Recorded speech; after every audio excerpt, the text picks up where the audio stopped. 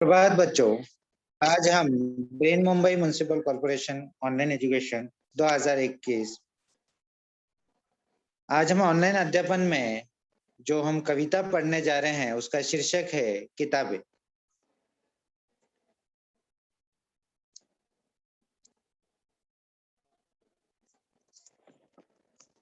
किताबें ये कविता लिखी है गुलजार जी ने, जिनका परिचय हम सबसे पहले जानेंगे। गुलजार जी का जन्म 18 अगस्त 1936 में हुआ था, जिनका वास्तविक नाम संपूर्ण सिंह कालरा, जो गुलजार नाम से प्रख्यात हुए। गुलजार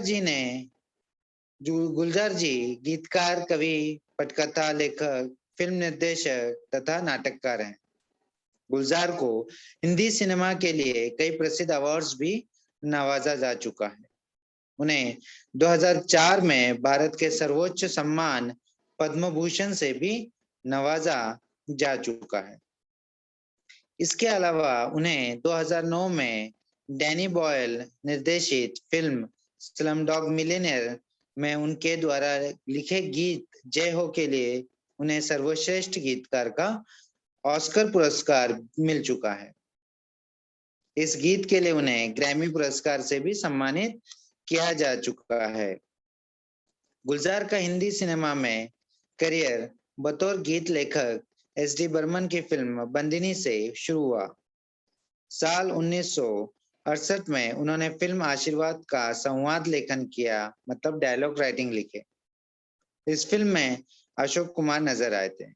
इस फिल्म के लिए अशोक कुमार को फिल्म फेयर बेस्ट एक्टर का अवार्ड भी मिला था। इसके बाद उन्होंने कई बेहतरीन फिल्मों के गानों के बोल लिखे, जिसके लिए उन्हें हमेशा आलोचकों और दर्शकों की तारीफें मिली। साल 2007 में उन्होंने हॉलीवुड फिल्म स्लमडॉग मिलियनेयर का गाना जय हो लिखा। उन्हें इस फिल्म के ग्रैमी अवार्ड से नवाजा गया। दर्शक भी इन्हें बहुत पसंद करते हैं।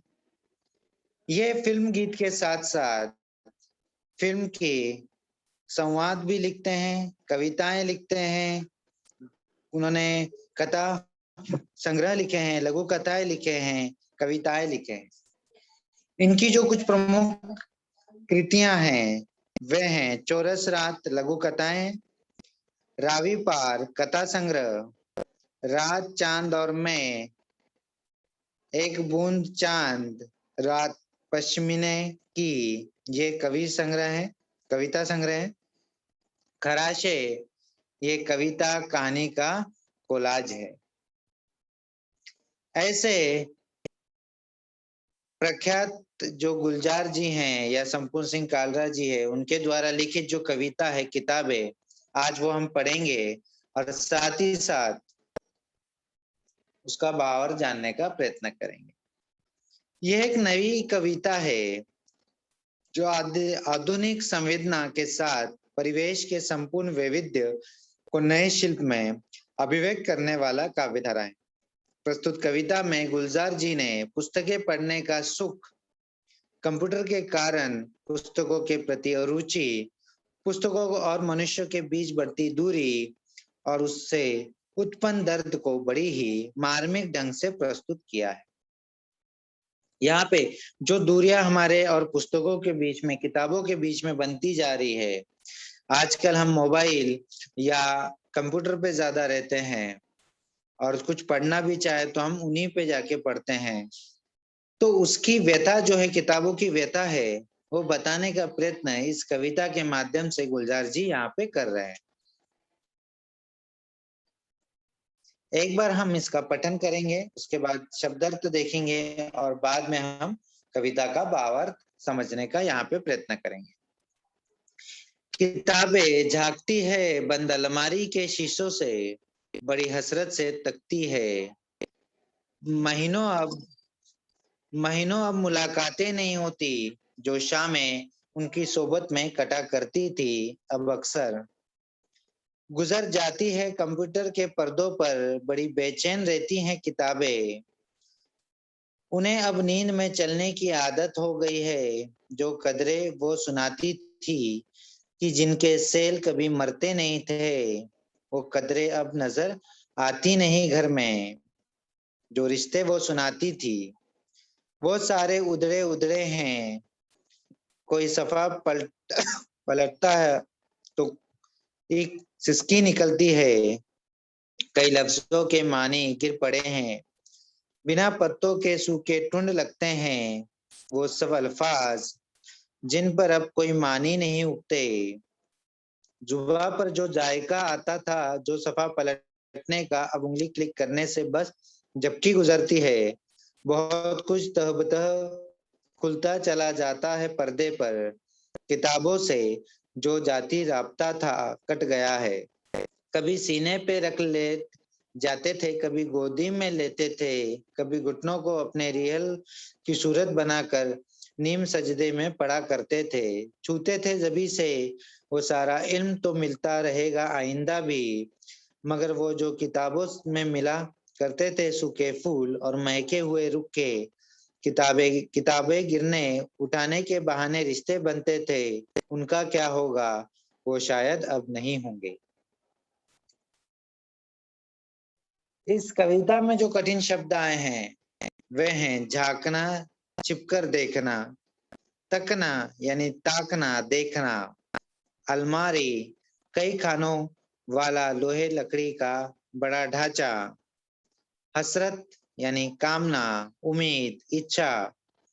तकना का अर्थ है देखना, सोहबत का अर्थ है संगत, गुजरना यानी बीतना, कदरे यानी मायने मूल्य, सेल यानी कोशिका।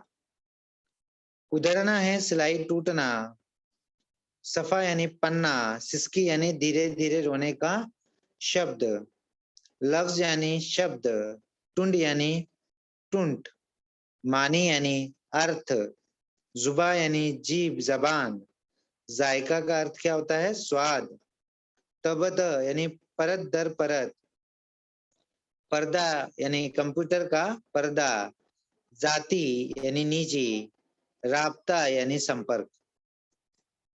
सीना का अर्थ है छाती, गोदी यानी गोद, रिहल यानी किताब रखकर पढ़ने के लिए काठ का बना एक प्रकार का खुलने बंद होने वाला साधन। नीम सजदे यानी आधा माथा टेकना, जबी यानी माथा, इल्म यानी ज्ञान, आइंदा का अर्थ है भविष्य में, रुके का अर्थ है पुर्जा या छोटा पत्र या चिट, शायद यानी संभव है कदाचित। आइए अब हम एक एक पद्यांश के भावार्थ समझने का यहाँ पे प्रयत्न करेंगे। किताबें झांकती है बंद अलमारी के शीशों से, बड़ी हसरत से तकती है, महीनों अब मुलाकातें नहीं होती, जो शामें उनकी सोबत में कटा करती थी अब अक्सर। यहाँ पे गुलजार जी जो है वो कहना चाहते हैं, कवि वो कहना चाहते हैं, कंप्यूटर के युग में किताबों की पहले जैसी उपयोगिता न रह जाने पर अपनी तीव्र मानसिक पीड़ा का चित्रण करते हुए कहते हैं कि आजकल किताबें अलमारियों में रखने भर की चीज हो गई है। आजकल क्या है, जो किताबें हैं सिर्फ वो अलमारियों में दिखाने योग्य और रखने योग्य चीजें हो गई है। अब उन्हें अलमारी से निकालने की जरूरत नहीं पड़ती। अब बंद अलमारी की ओर देखने पर ऐसा लगता है जैसे किताबें अलमारी के शीशों से कवि की ओर झांक रही हो या हमारी ओर झांक रही हो। वे कामना करती हैं कि उन्हें बाहर निकाल कर कोई पढ़े। मतलब वो चाहती हैं, किताबें चाहती हैं कोई उन्हें निकाले और पढ़े। कवि कहते हैं कि अब तो महीनों गुजर जाते हैं, उन किताबों से मिलना ही नहीं होता। एक समय ऐसा था जब उनकी शाम इन किताबों को पढ़ने में लगा करती थी, पर अब अक्सर यहाँ पे जो व्यथा है, किताबों की व्यथा है, जो उन्हें कोई पढ़ नहीं रहा, केवल क्या कर रहे हैं, अलमारियों में उन्हें बंद कर रखा है। तो उससे ये किताबें जो है बड़ी बेचैन हैं, परेशान हैं, वे चाहती हैं कोई उन्हें निकाले और पढ़े। वे झांक रही हैं, झांक के वे कहना चाहती है कि कोई उन्हें बाहर निकाले। और अक्सर जो शामें हुआ करती थी, शाम का वक्त हुआ करता था, जिस वक्त हम या कवि किताबें पढ़ा करते थे, अब अक्सर वो नहीं होता। चलिए अगले कुछ पंक्तियों का भावार्थ यहाँ पे समझेंगे। पंक्तियां हैं गुजर जाती है कंप्यूटर के पर्दों पर, बड़ी बेचैन रहती हैं किताबें, उन्हें अब नींद में चलने की आदत हो गई है। वो कदरें वो सुनाती थी कि जिनके सेल कभी मरते नहीं थे, वो कदरें अब नजर आती नहीं घर में, जो रिश्ते वो सुनाती थी। यहाँ पे इस पद्यांश में कवि कहना चाहते हैं कि कंप्यूटर आने के पहले उनकी शाम किताबें पढ़ने में बीता करती थी। वो शाम का वक्त किताबें पढ़ने में बिताया करते थे, किताबें पढ़ा करते थे। पर जब से कंप्यूटर आ गया है, तब से वे कंप्यूटर पर ही पढ़ते लिखते हैं। और आजकल तो हम देखते हैं कि अधिकतर हमारा पढ़ना हो या कुछ हमें टाइप करना है, कुछ भी हमें बनाना है, पीपीटी वगैरह, तो हम सब किस पे कर लेते हैं, आजकल मोबाइल पे भी हो जाता है। लेकिन ये कविता जब लिखी गई है, उस समय मोबाइल उतने कॉमनली यूज नहीं होते थे। उस समय कंप्यूटर यूज किया जाता था। तो कवि ने लिखा है कि ये कंप्यूटर का दौर है और कंप्यूटर वहां पे यूज में लाया जाता है, प्रयोग में लाया जाता है। इसलिए उनकी शाम कंप्यूटर के पर्दे पर बीतने लगी है। उनकी जो शाम है वो कहाँ पे बीतने लग गई है, अब कंप्यूटर के पर्दे पर बीतने लगी है। इस वियोग के कारण किताबें बहुत बेचैन रहने लग गई है। अब ये जो वियोग है, ये जो दूरियां है, ठीक है, हमारे और किताबों के बीच की, इसके कारण क्या हो रहा है, जो किताबें हैं वो बड़ी बेचैन सी रहने लगी है। अब हालत ये हो गई है, ये किताबें नींद में चलने लगी है। इतनी बेचैन है कि जो किताबें हैं वो नींद में अभी चलने लगी है। अब हालत ये हो गई है कि किताबें नींद में चलने लगी है, अर्थात वे कवि को अब सपने में भी कभी कभी दिखाई देती। नींद में चलने से क्या तात्पर्य है कि किताबें अक्सर अब कहाँ नजर आती हैं, उन्हें अपने सपनों में नजर आने लग गई है। इन किताबों से जिन मानव मूल्यों की जानकारी मिलती थी और जो अक्षुण्ण हुआ करते थे, वे मानव मूल्य घर में नजर नहीं आती। जो किताबों से मानव मूल्य यानी हमारा तहजीब या हम कह सकते हैं आचरण जैसा होना चाहिए, सब हम कहाँ से सीखते थे, किताबों के द्वारा सीखते थे। जो मूल्य थी, बड़े लोगों को हमें इज्जत बख्शनी है, तो ये सब चीजें जो है अभी नजर नहीं आती। क्यों नजर नहीं आती हैं? क्योंकि अभी हम किताबें पढ़ना ही कम कर चुके हैं और ये चीजें हम मोबाइल या कंप्यूटर पे नहीं सीख सकते।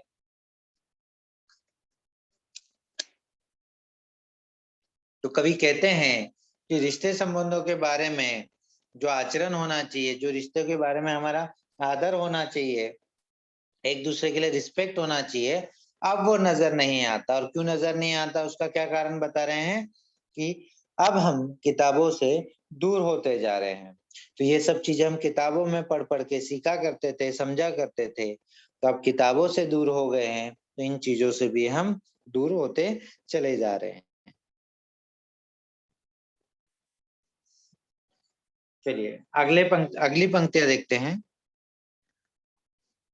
वो सारे उधड़े उधड़े हैं, कोई सफा पलटता तो एक सिसकी निकलती है, कई लफ्जों के मानी गिर पड़े हैं, बिना पत्तों के सूखे टुन लगते हैं, वो सब अल्फाज जिन पर अब कोई मानी नहीं उगते। इन पंक्तियों द्वारा कवि कहना चाहते हैं कि किताबों की प्रशंसा करते हुए वे कहते हैं ये किताबें रिश्ते संबंधों के बारे में बताती, रिश्तों के बारे में, संबंध के बारे में ये किताबें हमें अक्सर बताया करती हैं। वे सारे संबंध अब उधड़ गए हैं, टूट से गए हैं। ये जो रिश्ते हैं ये क्या होते जा रहे हैं, जैसे जैसे हम किताबों से दूर होते जा रहे हैं, वैसे वैसे संबंध या रिश्तों की जो गहराई थी, जो अपनापन था, वो भी कम होते जा रहा है, रिश्ते टूटते जा रहे हैं। अब वे उन किताबों का कोई पन्ना पलटते हैं तो उनकी हालत देखकर उन्हें रोना आ जाता है और उनके गले से सिसकारी निकलने लगती है। जो कवि कहते हैं जब वे किसी पन्ने को पलटते हैं तो पन्नों की जो हालत है उसे देखकर सिसकियां निकलती है, यानी धीरे धीरे जब कोई रोता है तो उसकी रोने की जो आवाज आती है उसे सिसकारी बोलते हैं। तो वैसी आवाजें निकलती है उन पन्नों की दुर्दशा देखते हुए। इन पन्नों से कई शब्दों के अर्थ फटकर गिर पड़े हैं। इन पन्नों में कई शब्द ऐसे हैं जो अभी फटकर बिखर गए हैं, टूट गए हैं, कई और गिर पड़े हैं। बिना अर्थ वाले शब्द ऐसे दिखाई दे रहे हैं जैसे वह बिना पत्तियों वाला कोई ऐसा टुंट हो जिस पर अब कोई अर्थ नहीं उगने वाला। यानी टुंट का अर्थ होता है लकड़ी, सूखा तना पेड़ का, जिस पर अब कुछ उगने वाला नहीं है। इस प्रकार वे नजर आने लगते हैं।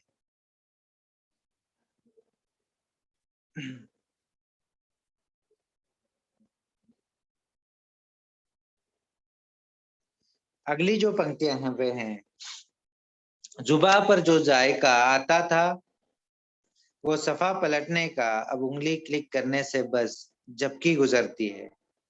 बहुत कुछ तबतः खुलता चला जाता है पर्दे पर, किताबों से जो जाती राबता था कट गया है। यहाँ पे कवि कहना चाहते हैं पुस्तक और कंप्यूटर पर पृष्ठ पलटने के तरीकों के बारे में कहते हुए वो कहते हैं कि ये दोनों अलग हैं। यानी किताबों पे जब हम पन्ने पलटते उसका तरीका अलग है और जब कंप्यूटर पे पन्ना पलटा जाता है तो उसका जो तरीका है वो भी अलग है, भिन्न है।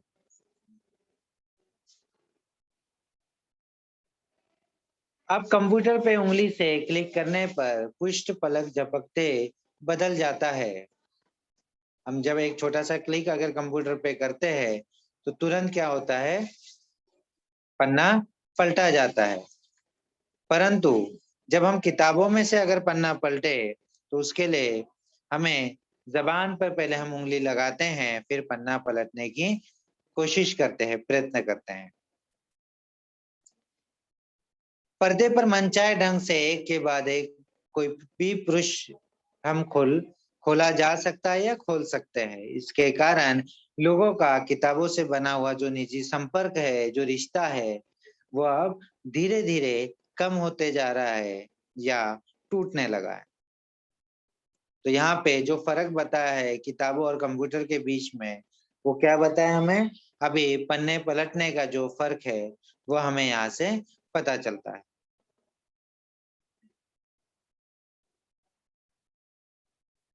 चलिए अगली पंक्तियां देखते हैं।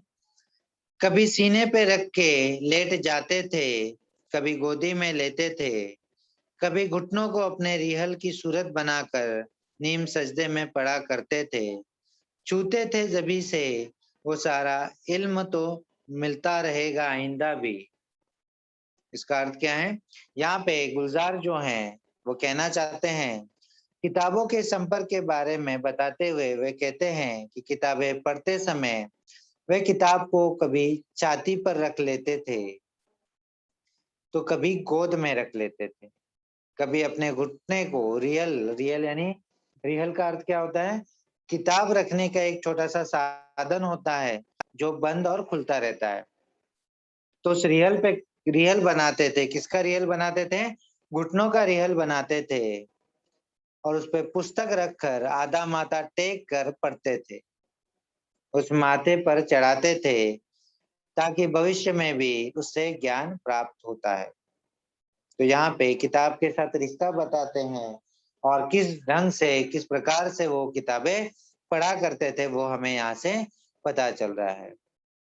क्या-क्या बताया गुलजार जी ने यहाँ पे कि कभी वो गोद में किताब रख रहे हैं, कभी छाती पे रख लेते हैं, कभी घुटनों पे रख के आधा माथा टेक कर पढ़ते हैं। तो अलग-अलग तरीके से वो किताबें पढ़ा करते थे।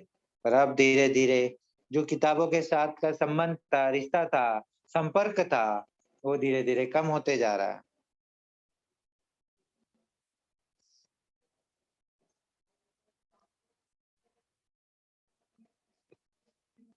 अगले जो पंक्तियां हैं या अंतिम पंक्तियां इस कविता की जो है वह है, मगर वो जो किताबों में मिला करते थे सूखे फूल और महके हुए रुखे, किताबें गिरने उठाने के बहाने रिश्ते बनते थे, उनका क्या होगा वो शायद अब नहीं होंगे। रुके यानी चिट्ठी या पत्र, छोटा पत्र। तो यहाँ पे कवि कहते हैं किताबों के साथ कुछ रोचक बातें भी जुड़ी हुई होती है। कंप्यूटर पर आधारित हो जाने पर अब शायद उनका अस्तित्व जो है वो नहीं रहेगा। किताबों में कभी-कभी किसी के लिए फूल या संदेश पत्र रख दिया जाता था, अपने प्रियजनों के लिए, जिन्हें लोग सूख जाने पर भी संभाल कर रखते थे।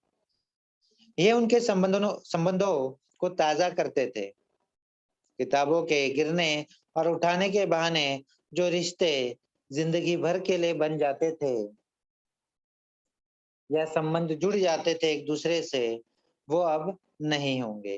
कवि कहते हैं कि जब किताबों का उपयोग ही नहीं होगा तो ऐसे रिश्ते, ऐसे संबंध कैसे बन पाएंगे। तो इस कविता में बच्चों हमने देखा कि मनुष्य के पुराने और प्रगाढ़ संबंधों और उनके साथ बिताए गए पुराने क्षणों को याद किया है कवि ने। इसके साथ में जो पुस्तकों के साथ संबंध थे उनके, किताबों के माध्यम से रुखों और फूलों के आदान प्रदान तथा निजी जीवन में पुस्तकों की वजह से जुड़ने वाले प्रेम संबंधों का चित्रण यहाँ पे कवि गुलजार ये करना चाहते हैं। इसके साथ उन्होंने पुस्तकों के दुख दर्द, उनके मनुष्य की बढ़ती दूरियां तथा कंप्यूटर के कारण पुस्तकों को पढ़ने की सुविधाओं आदि का मार्मिक चित्रण यहाँ पे किया है। किस तरीके से जो अभी हमारे इलेक्ट्रॉनिक डिवाइसेस है, मोबाइल है या कंप्यूटर है, उस वजह से हम किताबों से किस प्रकार दूर होते जा रहे हैं। उसके कई और कारण भी हैं कि किताबों से हम दूर क्यों हो रहे हैं। क्योंकि एक मोबाइल साथ में रखना बड़ा आसान होता है, तुरंत कोई भी किताब हम यहाँ पे ढूंढ सकते हैं, उसे पढ़ सकते हैं। परंतु इसी जगह अगर किताब हो तो किताब हमें संभालनी पड़ती है। उसके लिए हमें बैग साथ में रखना है, झोला साथ में रखना है जिसमें हम वो किताब को रख सकते हैं।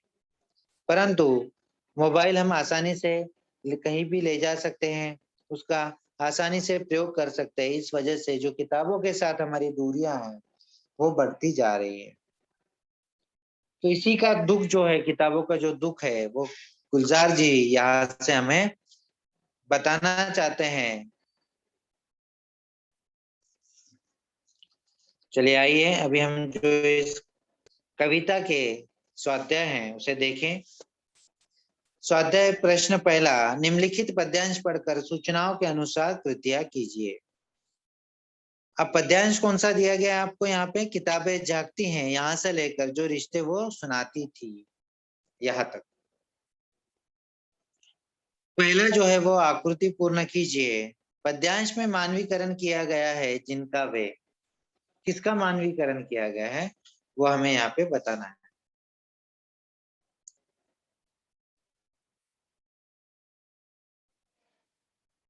कौन है वो, किसका मानवीकरण किया गया है? एक शब्द में हमें यहाँ पे उत्तर लिखना है, वे हैं किताबें। देखने के अर्थ में प्रयुक्त शब्द, मतलब यहाँ पे देखने के लिए एक दूसरा शब्द जो कविता में प्रयोग में लाया गया, इस परिच्छेद में पद्यांश में प्रयोग में लाया गया, वो शब्द हमें यहाँ पे बताना है। तो कौन सा है वो? तख्ती। तख्ती का अर्थ क्या होता है? देखना। किताबें किस तरह ताकती है, किताबें किस तरह ताकती है।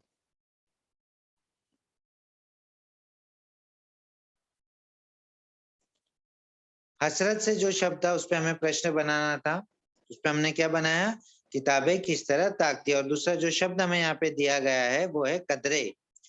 तो कदरे शब्द को लेकर अगर हम प्रश्न बनाएंगे तो क्या बना सकते हैं, अब घर में क्या नजर नहीं आती, क्या नजर नहीं आती, यहाँ पे कदरे नजर नहीं आती।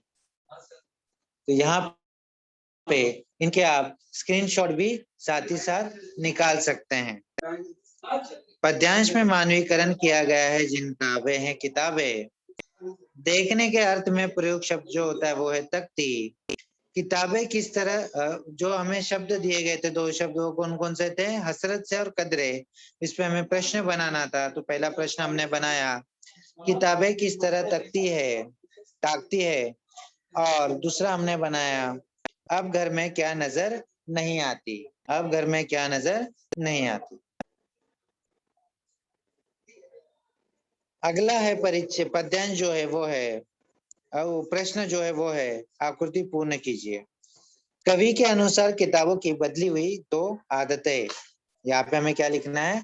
बदली हुई दो आदतों के बारे में यहाँ पे हमें लिखना है। तो कौन कौन सी आदतें हैं जो बदल गई हैं? एक है बेचैन रहना और दूसरा है नींद में चलना। दो आदतें कौन सी हैं? एक है बेचैन रहना और दूसरी है नींद में चलना। कवि के संध्याकाल बिताने के साधन क्या थे? पहले क्या थे और अब क्या थे, वो दोनों भी हमें लिखना है। तो पहले संध्याकाल का समय कवि किसके साथ बिताते थे? पुस्तकों के साथ। और अब वही समय वो किसके साथ बिताते हैं? कंप्यूटर के पर्दे पे। वाक्य पूर्ण कीजिए। किताबों की अब बनी आदत, किताबों की अब बनी आदत, क्या आदत बन गई किताबों की? नींद में चलने की। वो बेचैनी के कारण क्या करते हैं? नींद में चलने लगते हैं। किताबें ऐसी कदरें सुनाती थी, कैसी कदरें सुनाती थी? जिनके सेल कभी मरते नहीं थे, जिनके सेल कभी मरते नहीं थे, ऐसी कदरें किताबें हमें अक्सर सुनाया करती थी। यहाँ पे उत्तर के साथ दिया गया है, इस स्क्रीनशॉट आप निकालते जाइएगा साथ ही साथ। कवि के अनुसार किताबों की बदली हुई दो आदतें, बेचैन रहना, नींद में चलना। कवि के संध्याकाल बिताने का साधन, पहले पुस्तकें और अब क्या है? अब कंप्यूटर का पर्दा है, वो वहां पे नहीं आया है। किताबों की अब बनी आदत नींद में चलने की। किताबें ऐसी कदरें सुनाती थी जिनके सेल कभी मरते नहीं थे, जिनके सेल कभी मरते नहीं थे।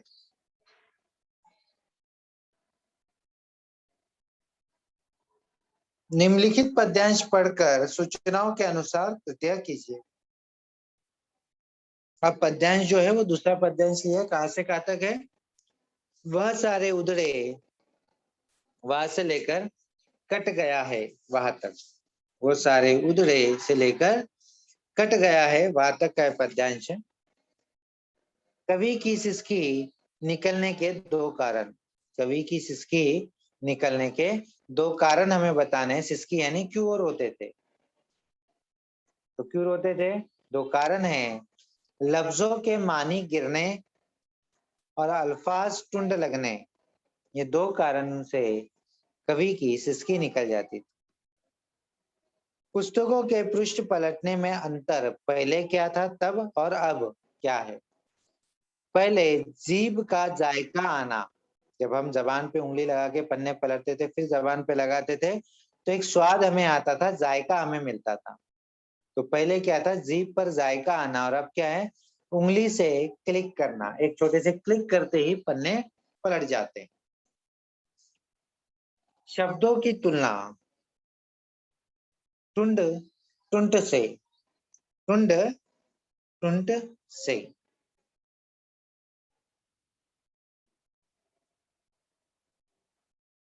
यहाँ पे उत्तर के सहित दिए गए प्रश्न। कवि की सिसकी निकलने के दो कारण, लफ्जों के मानी गिरने, अल्फाज टुंड लगने।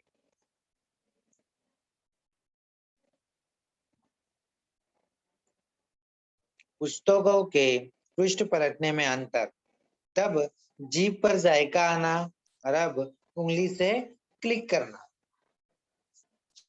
शब्दों में तुलना, टुंड से। शब्दों की तुलना किससे की गई? यहाँ पे टुंड से की गई।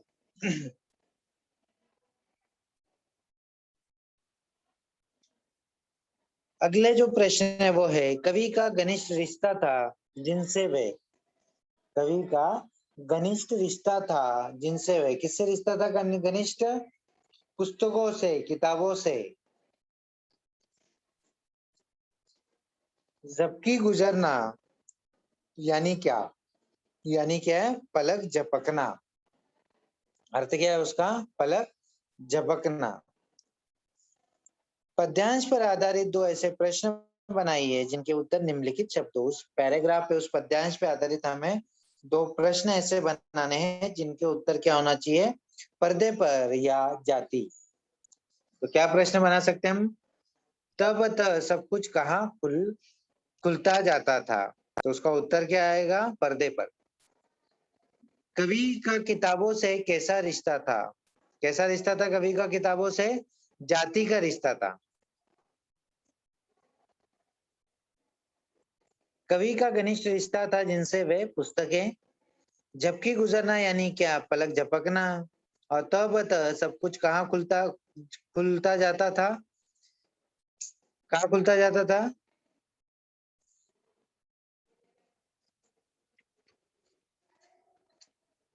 पर्दे पर। और कवि का किताबों से कैसा रिश्ता था?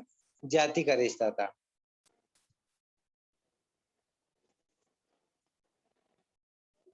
अगला जो पद्यांश है वो है, कभी सीने पे से लेकर शायद अब नहीं होंगे। कवि किताबें यहाँ रखते थे। कवि किताबें यहाँ रखते थे। कहाँ कहाँ रखते थे? सीने पर, गोदी में, घुटनों पर और माथे से लगाकर। कहाँ कहाँ? चार जगहों पे। सीने पर, गोदी में, घुटनों पर और माथे से लगाकर। पद्यांश में आए शरीर के अंग, पद्यांश में जो शरीर के अंग नाम आए हैं वो हमें बताना है। तो कौन कौन से हैं? छाती, गोदी, घुटना और माथा। पद्यांश में आया ग्रंथ रख कर पढ़ने का साधन, मैंने बताया था आपको कौन सा है? जो खुलने और बंद होने वाला साधन कौन सा था? वो था रिहल।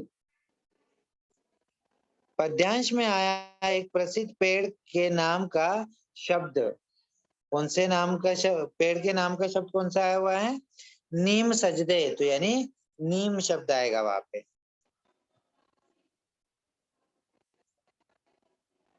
कभी किताबें यहाँ रखते थे, कहा सीने पर, गोदी में, घुटनों पर, माथे से लगाकर।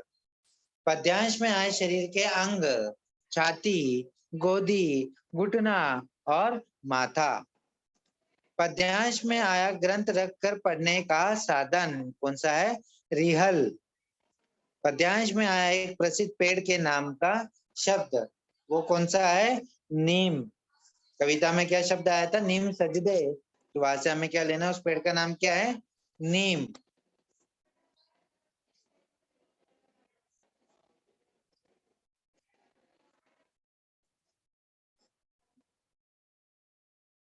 तो आशा करता हूँ बच्चों आपको ये जो कविता है ये अच्छे से समझ आ गई होगी। हम पहले भी इसे एक बार पढ़ चुके हैं, आज हमने इसका पुनरावलोकन किया है। और इस कविता में कवि जो है वो यहाँ पे बता रहे हैं कि किस प्रकार से किताबें मनुष्य से, मानव से, हमसे दूर होते जा रही हैं और किस प्रकार उनकी व्यथा है, क्या उनकी तकलीफें हैं, वो कविता के माध्यम से कवि हमें बताना चाहते हैं। साथ ही साथ वो ये भी बता रहे हैं कि किस तरीके से कविता पढ़ते हुए या किताबें पढ़ते हुए हम रिश्ते नातों के बारे में जाना करते थे। हमारे जो संबंध है वो घनिष्ठ हुआ करते थे, अच्छे हुआ करते थे, परंतु जिस प्रकार हम कवि किताबों से दूर होते गए वैसे ही हमारे रिश्ते भी कमजोर होते गए, टूटने लगे। उनमें पहले जैसे जो बात थी वो अब नहीं रही। तो ये सब कवि इस कविता के माध्यम से, गुलजार जी इस कविता के माध्यम से हमें बताने का, समझाने का प्रयत्न यहाँ पे कर रहे हैं। तो मैं आशा करता हूँ सभी को ये कविता समझ में आ गई होगी। धन्यवाद।